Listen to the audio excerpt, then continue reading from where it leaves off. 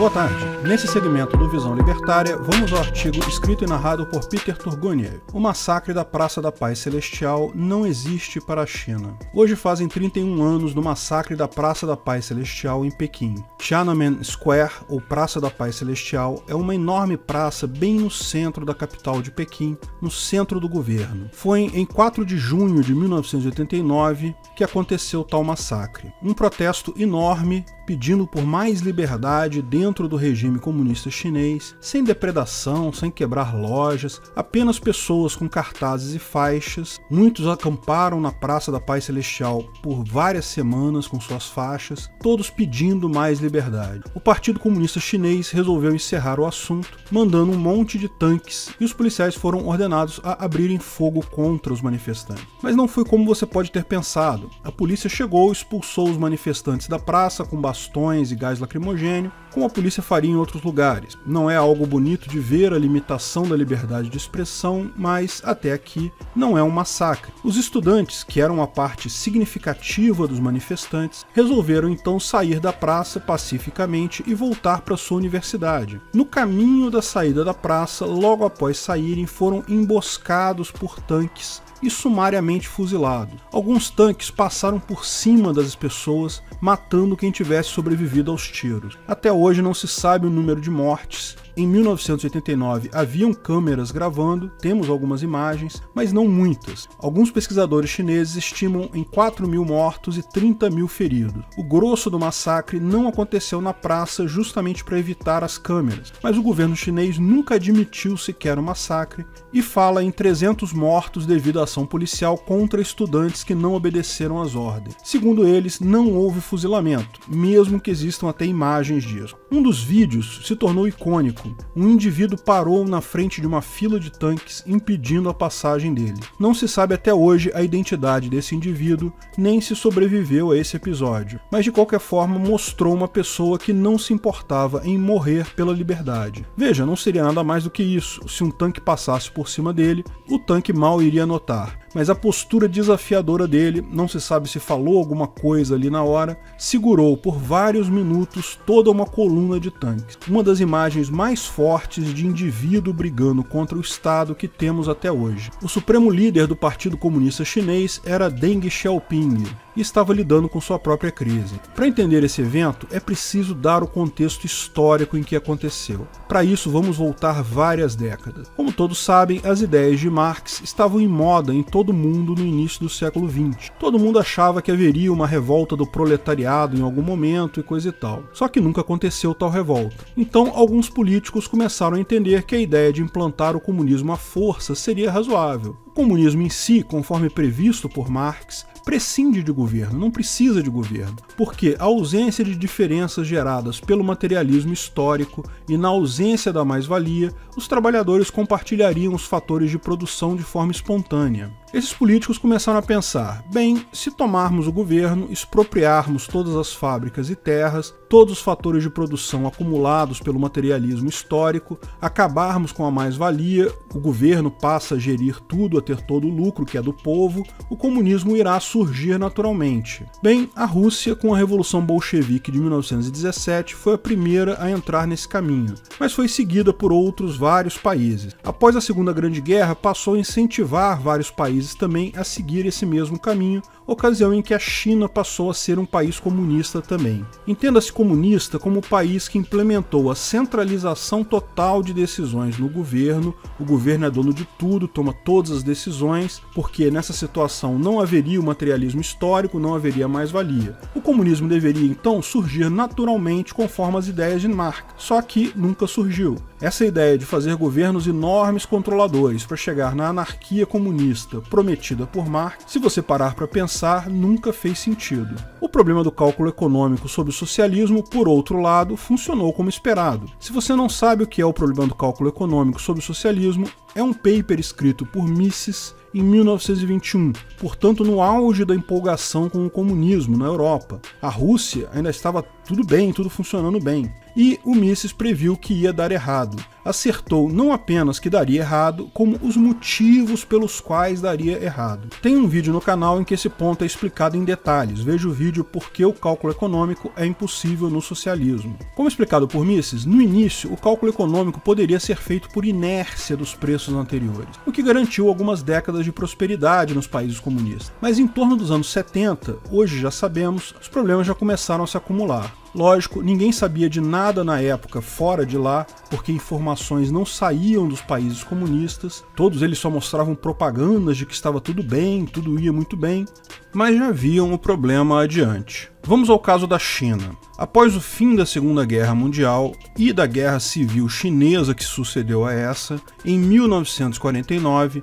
a China se viu como um país dominado pela pobreza e devastado pela guerra. Anos e anos de guerra. Mao Tse-tung foi o grande líder que levou o país para o comunismo e experimentou logo de cara os problemas do cálculo econômico. Os projetos socialistas de Mao apenas atrasaram o desenvolvimento do país, mataram milhões de pessoas e diminuíram ainda mais a qualidade de vida de sua população. Um exemplo é o seu Grande Salto para Frente, um projeto de tornar a China uma república igualitária e desenvolvida através da planificação da economia e reforma agrária forçada, que acabou causando, na verdade, fome em massa, levando muitos chineses à morte. O enorme fracasso fez a autoridade de Mao ser questionada, o que o fez iniciar a chamada Revolução Cultural Chinesa, com o objetivo de neutralizar a oposição, com uma campanha violenta, sangrenta, que prejudicou ainda mais o desenvolvimento econômico do país. Nesse grande salto para frente implementado por Mao, foram cometidas inúmeras atrocidades típicas de planejadores centrais, tal como mandar pessoas da cidade para cultivar terras no campo, escolher culturas inapropriadas, e dentre muitos desses erros destaca-se o problema dos pardais. Um dos objetivos do grande salto para frente era a eliminação das 4 pragas: ratos, moscas, mosquitos e pardais. A visão é que pardais comiam parte da colheita de grãos, portanto precisavam ser eliminados. E, de fato, a população de pardais diminuiu imensamente, foram quase dizimados totalmente. Diversos esforços foram feitos para isso, ninhos destruídos, pássaros mortos, das mais diversas formas. Mas, como bem colocou Hayek, o conhecimento está disperso na sociedade. Um grupo de pessoas, por mais inteligente e bem intencionado que seja, simplesmente não detém conhecimento para dirigir toda a sociedade. O que os burocratas chineses não sabiam é que o pardal come grãos sim, mas a maior parte da sua dieta são pequenos insetos como gafanhotos e lagartas, pragas muito piores para as plantações. Sem os pardais comendo os insetos, esses se multiplicaram imensamente,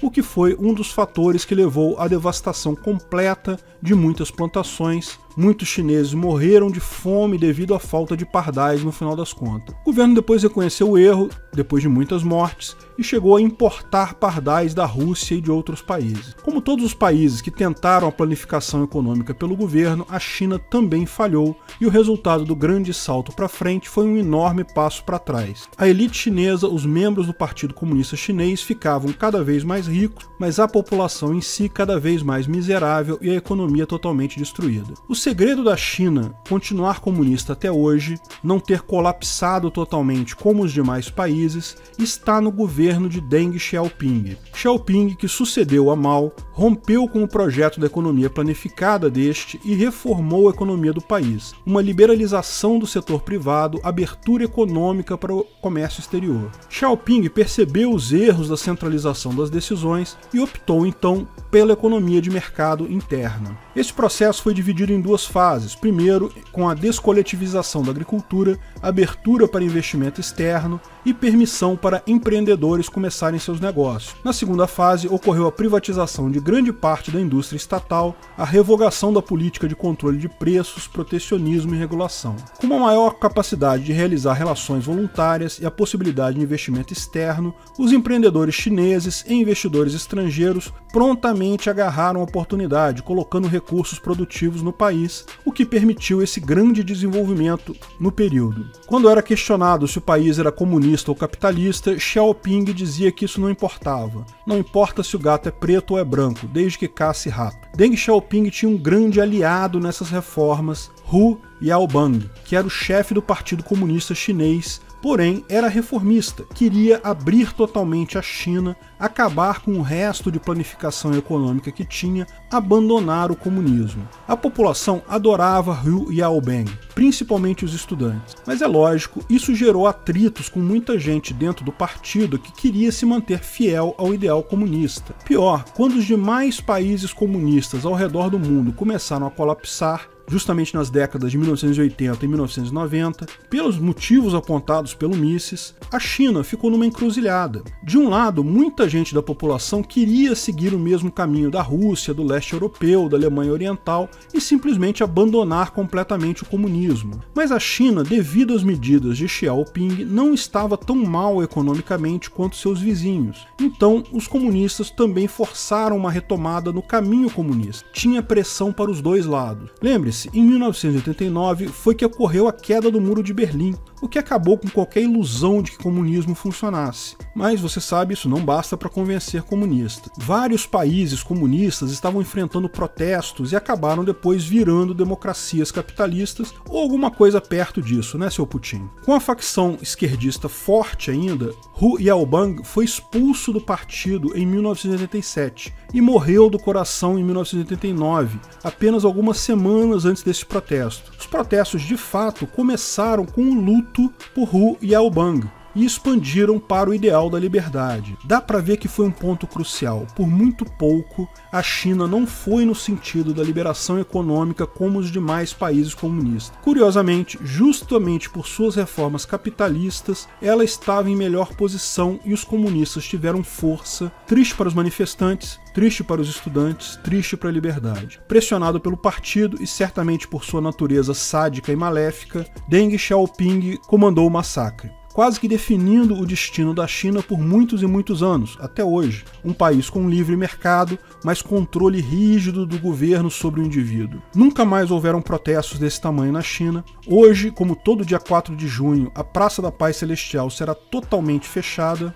impedindo qualquer tentativa de se refazer tal protesto. Ninguém pode sequer falar sobre isso na China. Após Deng Xiaoping deixar o poder, outros conservadores vieram depois dele e reverteram até algumas das medidas liberais dele, mas mantiveram o principal, a economia livre e a propriedade privada. O que a China se tornou hoje é algo conhecido, mas só tivemos a noção clara com os últimos acontecimentos. A China virou uma ditadura simples. Tem até alguma liberdade econômica, propriedade privada, algum capitalismo, mas nenhuma liberdade civil. Cidadãos não podem ir e vir, não podem se expressar, não podem sequer questionar as diretrizes do partido. Há quem diga que é um país forte, uma futura superpotência no mundo. Para mim, depois do massacre da Praça da Paz Celestial, depois dos últimos acontecimentos com esse vírus maluco que a inépcia do Partido Comunista Chinês fez contaminar o mundo inteiro, eu não acredito mais nisso. Parece mais um rato assustado. Esse ano, a China proibiu a comemoração ao massacre da Praça da Paz Celestial, que era tradição em Hong Kong,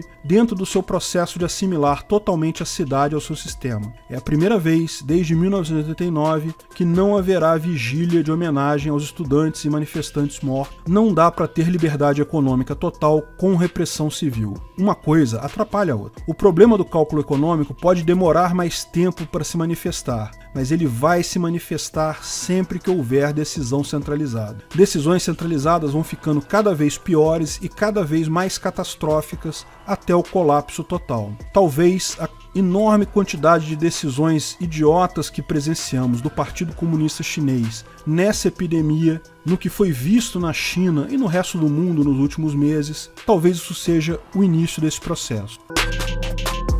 Obrigado pela audiência. Se você gostou do vídeo, curta e compartilhe em suas redes sociais. Aliás, não deixe de nos seguir também no Twitter e no Gabay. Em ambos, somos o @ancapsu. Estamos sempre divulgando novidades por lá também. Se inscreva e clique no sininho para ser avisado de novos vídeos. Até a próxima!